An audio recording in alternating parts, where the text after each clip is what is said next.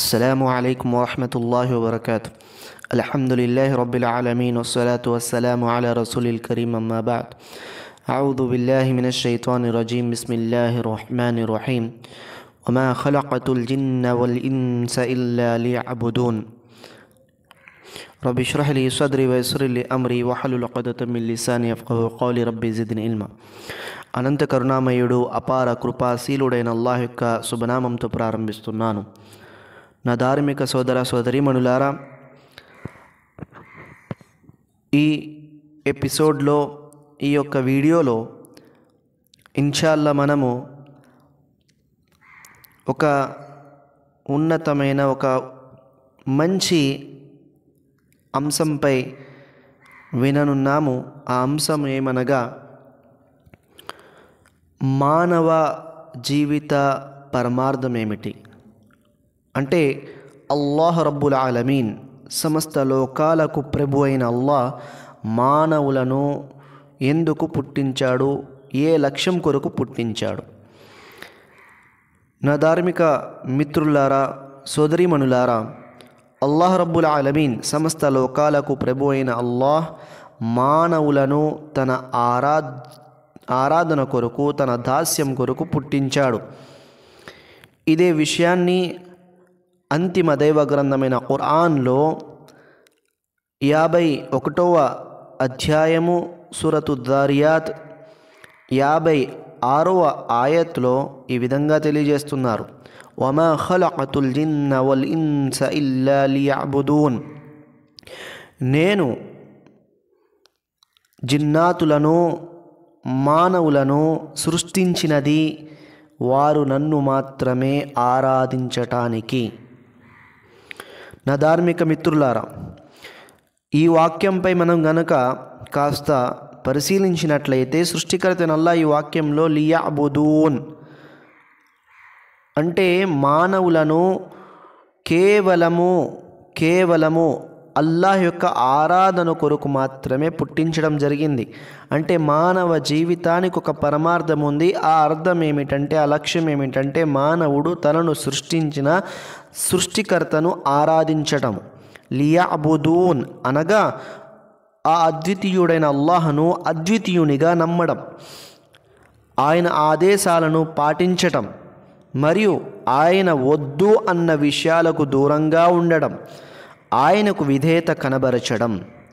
నా ధార్మిక మిత్రులారా, సోదరీమణులారా, హజరత్ ఇబ్ని అబ్బాస్ రదియల్లాహు అన్హు ఇలా అన్నారు. ఈ ఆయత్కు అర్థం ఇలా చెప్పారు: నేను జిన్నాతులను మరియు మానవులను మరే ఇతర విషయాల కొరకు పుట్టించలేదు, కేవలం నా ఆరాధన కొరకు మాత్రమే పుట్టించాను.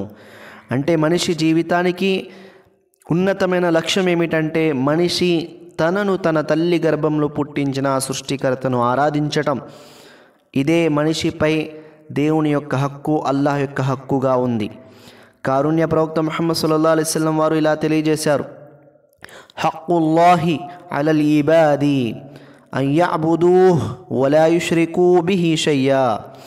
అల్లాహ్ యొక్క హక్కు తన దాసులపై ఏమనగా, దాసుడు కేవలం తన నిజ ఆరాధ్య దైవమైన అల్లాహ్నే ఆరాధించాలి, ఆయనతో పాటు ఇతరులను సాటి కల్పించరాదు.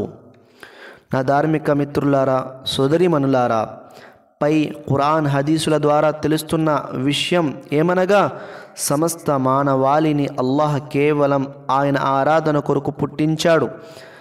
దాసుడు తన నిజ దైవమైన అల్లాహ్ను ఆరాధించడంలోనే సాఫల్యం అతనికి ప్రాప్తిస్తుంది. ప్రతి వస్తువు యొక్క ఉనికికి ఒక లక్ష్యం ఉంది. ఉదాహరణకు ఈ యొక్క సూర్యుడు యొక్క సృష్టికి ఒక లక్ష్యం ఉంది. అదేమిటంటే, ప్రపంచవాసులకు వేడిని, వెలుగును ఇవ్వడము. మరి అదేవిధంగా మానవుడు తయారు చేసిన ఎన్నో వస్తువులు ఉన్నాయి. ఆ అన్ని వస్తువులకు మానవుడు ఒక లక్ష్యాన్ని నిర్దేశించి సృష్టించాడు.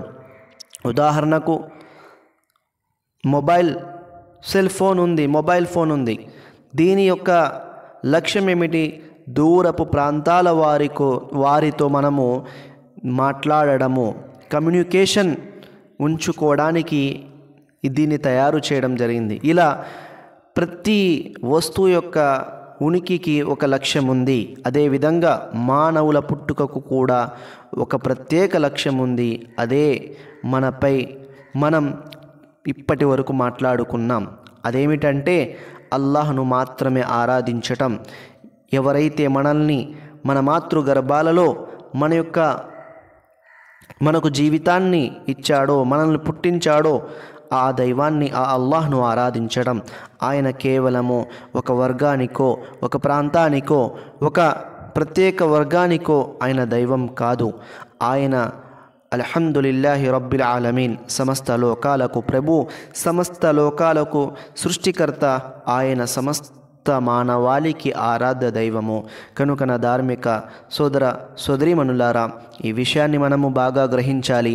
మనము ఏ విధంగానైతే ప్రతి వస్తువుని సృష్టిస్తున్నాము ఒక లక్ష్యం కొరకు, ఆ లక్ష్యంని గనక, ఆ యొక్క వస్తువు గనక లక్ష్యరహితంగా ప్రవర్తించినట్లయితే దాన్ని మనం ఉపయోగించకుండా పక్కన పడవేస్తాము.